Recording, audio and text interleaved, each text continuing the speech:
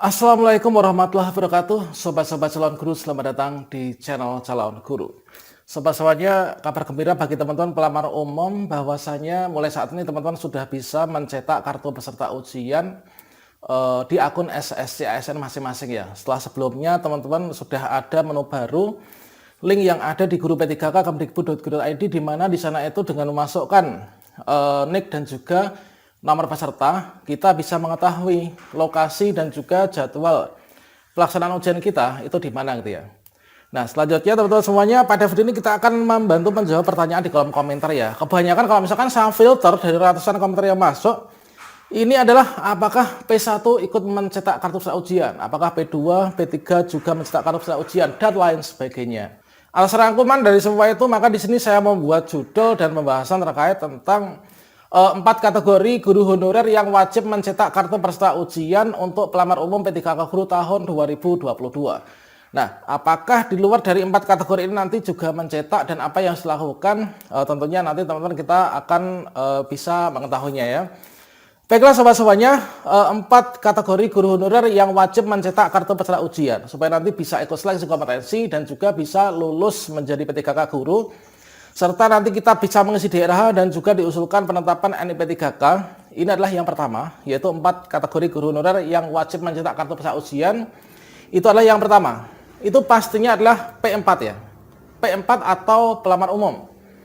Nah, yang wajib mencetak kartu peserta ujian itu adalah pelamar umum P3K Guru 2022 atau istilahnya adalah P4.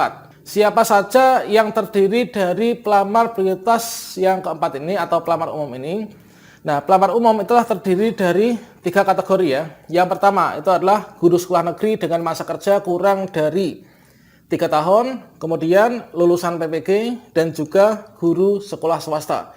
Itulah masuk dalam kategori pelamar umum ya. Nah, kategori yang pertama yang wajib mencetak kartu peserta ujian adalah dari kategori pelamar umum.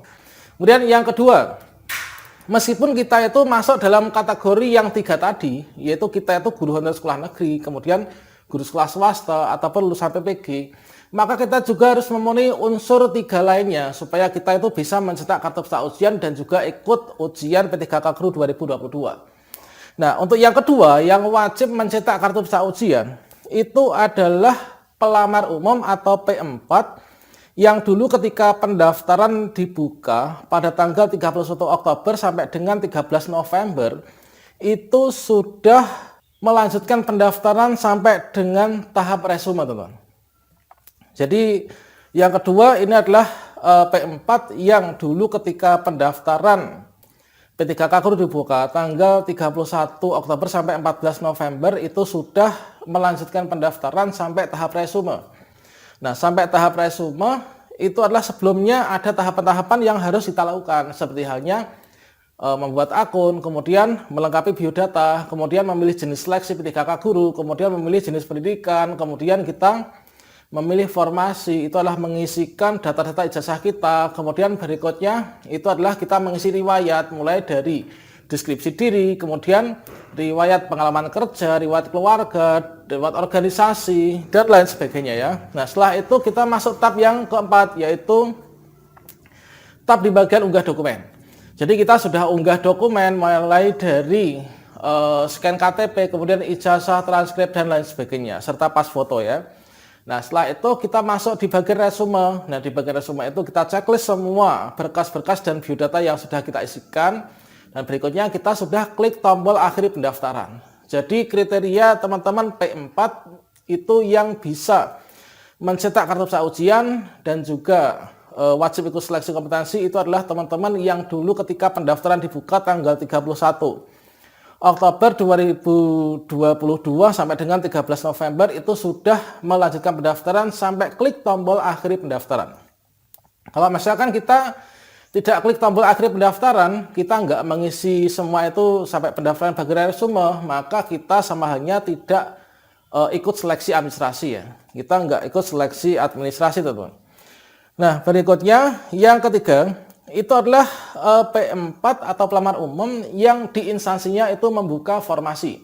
Nah, ini masih ada kaitannya nih dengan poin yang kedua tadi. Tadi kan kita bahas terkait tentang P4 yang bisa mencetak kerja ujian dan ikut seleksi kompetensi.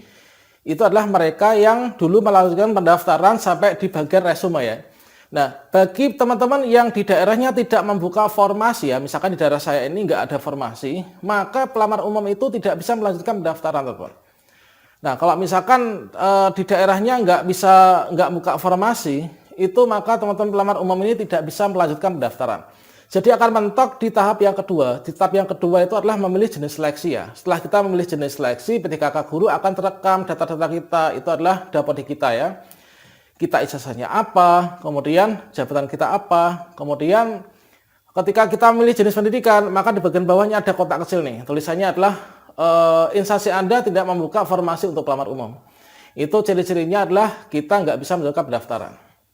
Kalau misalkan di sana nggak ada formasi seperti itu, pelamar umum, maka teman-teman tidak akan bisa melanjutkan pendaftaran sampai dengan tahap resume. Kalau kita nggak sampai resume, maka kita nggak bisa lulus seleksi administrasi. Kalau kita nggak lulus seleksi administrasi, maka kita tidak bisa mencetak kartu peserta ujian ya, bukan pelamar umum. Nah, selanjutnya baru-baru ini teman-teman juga bisa mengecek daerah mana saja yang membuka formasi untuk pelamar umum. Itu adalah masuk di guru P3K kemdikbud.go.id, kemudian di tombol bagian bawahnya daftar sekarang, itu pojok kiri atas ya. Nah, ini di bawahnya itu ada cek formasi pelamar umum, maka akan ditunjukkan instansi mana saja yang membuka formasi untuk pelamar umum. Tentunya sangat sedikit ya teman-teman. Namun meskipun demikian, teman-teman pelamar umum tetap harus semangat ya. Semoga nanti untuk tahun ini menjadi rezeki kita untuk bisa diangkat menjadi PTKK guru. Nah, selanjutnya setelah tadi yang mencetak itu adalah P4 saja. Nah, P1, P2, P3 itu apakah mencetak juga? Tidak. Nah, P1 itu tinggal menunggu saja nanti tanggal 2 sampai dengan tanggal 3 Februari, yaitu kita ditempatkan di mana persiapan untuk mengisi DRH ya untuk P1. Kemudian untuk P2, P3 itu apakah mencetak? Teman-teman kalau ingin mencetak untuk dijadikan koleksi itu boleh-boleh saja. Namun itu nanti nggak akan dipakai, dikarenakan teman-teman nggak akan mengikuti ujian ya, nggak akan mengikuti seleksi kompetensi. Dan untuk P2, P3 penilaiannya itu sudah selesai ya kemarin. Itu penilaian sudah selesai tanggal 3 Desember ya. Sudah diolah tuh pada tanggal 3 sampai 13 Desember. Tinggal P2, P3 itu bersama-sama dengan P1 menunggu tanggal 2 sampai tanggal 3 Februari 2023.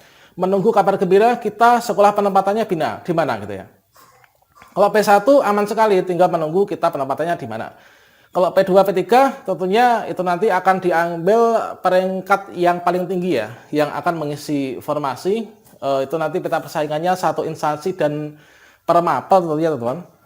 Nah, selanjutnya untuk yang terakhir ini adalah teman-teman yang wajib untuk mencetak kartu peserta ujian itu adalah P4 yang lulus seleksi administrasi ya. Jadi ini ada kaitannya, yaitu yang pertama tadi ini adalah pelamar umum guru honorer yang wajib mencetak kartu peserta ujian. Itulah yang pertama, itu adalah P4 yang terdiri dari 3 kategori itu, yaitu guru sekolah negeri masa kerja kurang dari 3 tahun, guru lulusan PPG dan juga guru swasta. Yang kedua ini adalah pelamar umum yang di instansinya membuka formasi. Yang ketiga itu adalah pelamar umum yang melanjutkan pendaftaran sampai tahap resume dan sudah klik tombol akhir pendaftaran. Yang keempat, teman-teman pelamar umum yang sudah klik tombol akhir pendaftaran dan juga sudah lulus seleksi administrasi. Teman-teman nanti bisa mencetak kartu peserta ujian dan ikut ujian seleksi kompetensi PTKK guru untuk pelamar umum. Terkait tentang passing grade, ini sudah kita bahas pada video sebelumnya, silahkan teman-teman bisa cek. Kemudian juga untuk peluang lulusnya bagaimana, tentunya nanti akan ada 2 afirmasi ya yang diperlakukan untuk pelamar umum ini. Yang pertama adalah afirmasi sertifikat pendidik, itu nanti adalah 100% untuk teknis ya teman-teman.